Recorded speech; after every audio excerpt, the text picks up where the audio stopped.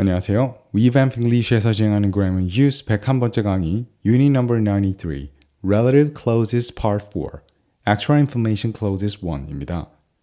우리는 Unit 90, 91, 92를 통해 관계대명사절은 관계대명사절 앞에 있는 명사를 구체적으로 설명하는 구문이라고 배웠습니다.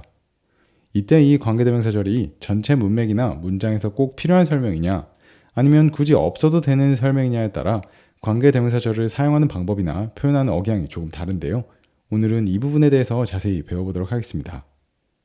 먼저 A 섹션 왼쪽 부분의 Type 1에 있는 예문과 설명을 살펴보면 The woman who lives next door to me is a doctor. 우리 옆집에 사는 여자는 의사입니다. Grace works for a company that makes furniture. Grace는 가구를 만든 회사에서 일합니다. In these examples, the relative clauses tell you which person or thing or what kind of person or thing the speaker means. 이 예문들에서 관계대명사절은 화자가 설명하는 사람 혹은 사물이 어떤 사람 혹은 사물인지, 어떤 종류의 사람 혹은 사물인지에 대해 설명하고 있습니다. We do not use commas with these clauses. 우리는 이런 관계대명사절에는 콤마를 찍지 않습니다. 예문과 함께 설명을 조금 더 구체적으로 해보자면 첫 번째 예문의 관계대명사절은 의사인 the woman이 우리 옆집에 사는 사람이라는 정보가 두 번째 예문에서는 어떤 회사인지를 설명하기 위해 가구를 만드는 이라는 관계대명사절이 사용되어지고 있습니다. 이때 각 관계대명사절은 문맥상 어떤 사람인지 어떤 회사인지 알려주고 싶은 문맥이기 때문에 관계대명사절 앞에 콤마를 쓰지 않는 거죠. 반면 오른쪽 부분의 Type 2에 있는 예문과 설명을 보면 My brother Ben, who lives in Hong Kong, is an architect. 내 동생 벤 말이야. 홍콩에 살고 있는데 걔 건축가야.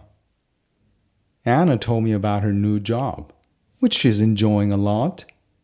애나가 새로 하는 일에 대해서 이야기해줬어. 되게 재밌게 하고 있다고 하더라고. In these examples, the relative clauses do not tell you which person or thing the speaker means. We already know which thing or person is meant. 해당 예문들에서 관계대명사절은 화자가 이야기하는 것에 대해 어떤 사람인지 혹은 어떤 사물인지에 대해서 설명하지 않습니다. 우리는 이미 누구에 대한 이야기인지, 무엇에 대한 이야기인지 알고 있는 상태죠. The relative clauses in these sentences give us extra information about the person or thing. 그래서 해당 관계대명사절에서는 문맥상 중요한 정보가 아닌 추가적인 정보를 주는 것입니다. We use commas with these clauses.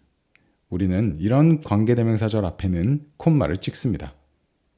다시 한번 정리해보자면 첫 번째 예문에서는 My brother Ben이 건축가라는 사실이 중요한 내용이고 관계대명사절은 화자도 알고 청자도 이미 알고 있는 상황이거나 크게 중요한 정보가 아니라 갑자기 떠올라서 추가한 정보입니다. 그래서 해석도 홍콩에 살고 있는 이런 식으로 하는 것이 자연스럽고요. 두 번째 예문에서도 애나가 새로운 일에 대해 이야기했다는 것이 문맥상 중요한 내용이고 애나 재밌게 하고 있다고 말하기도 하더라고 라는 뉘앙스로 잡에 대한 구체적인 설명이라기보다 추가된 정보인 거죠. 물론 활자로 된 문장을 보면 콤마 유무에 따라 이건 콤마가 없으니 문맥상 중요한 정보구나. 이 문장에서는 콤마를 찍었으니 그다지 중요한 정보는 아니구나 라고 구분할 수 있는데요. 활자가 아니어도 억양을 통해 두 타입의 관계대명사절을 구분할 수 있습니다. Type 1의 예문 The woman who lives next door to me is a doctor 은 전체적으로 동일한 톤으로 말합니다. 그에 비해 Type 2의 예문은 My brother Ben, who lives in Hong Kong, is an architect 와 같이 관계대명사절에서 톤이 낮아지고 조금 빠르게 말하면서 흘러넘어가는 경향이 있습니다. The woman who lives next door to me is a doctor. My brother Ben, who lives in Hong Kong, is an architect. 차이가 느껴지시죠? B 섹션을 보면 Type 1과 Type 2 관계대명사절의 세 가지 차이에 대해 설명해 주고 있습니다. 먼저, in both types of relative clause, we use who for people and which for things. 두 타입의 관계대명사절 모두 사람을 꾸밀 때는 관계대명사 who, 사물을 꾸밀 때는 관계대명사 which를 사용합니다. 하지만 Type 1, you can use that. Type 1에서는 that절을 쓸 수 있고 Type 2, you cannot use that. Type 2에서는 that절을 쓸 수 없습니다. 다시 한번 설명하자면 우리가 관계대명사절을 배울 때 관계대명사 who 혹은 which 대신 that을 사용할 수 있다고 배웠는데요. 타입 2의 관계대명사절, 즉 comma를 사용하는 추가적인 정보에 대해 말하는 관계대명사절은 who나 which 대신 that을 쓸 수 없다는 겁니다.